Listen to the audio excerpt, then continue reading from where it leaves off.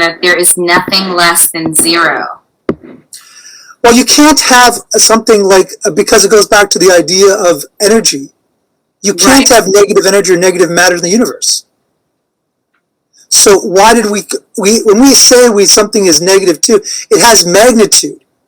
Like, if you're being pulled in the direction in one way, there's more effect on you than if nothing happened to you.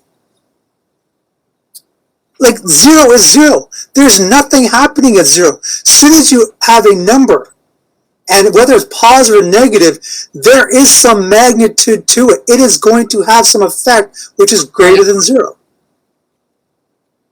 But we're so used to the idea of, -5 is less than -4. So you're telling me that walking 5 miles to the west is less than walking 4 miles to the west? Because I'm going to superimpose that on a number line, and you explain it to me. Right? So that's where that comes from. I don't know what happened. Usually, it reminds me of physics. I was doing some circuits with students with the positive and negative charge, and it made the little light up, of course. But that whole, it's almost like we need this polarity, right? But why don't we, as you mentioned, introduce that early on, right? Because if we could teach math as being this real life, happening now experience, I think the kids would resonate with them much more so than introducing it just through rules and procedures. Especially rules and procedures, they may not they're just going to follow it because they're going to memorize it. Like, they're just like, and I'll give you a question that we do all the time. This will be my sort of last thing, then I'll sort of stop.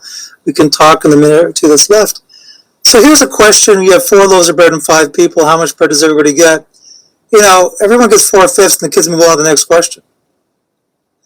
Again, here's another symbolic question of really, we're not paying attention to math history. We're not paying attention to actually what does the answer mean?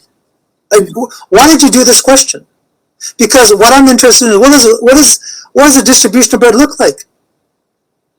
Because right now, my image is that 4 people got almost entire loaves of bread, and the 5th person got the bottom shards. There's a difference between equity and equality. Everyone got the same number of pieces, but not everyone got the same looking pieces. Right? So there's a simpler question that I do at family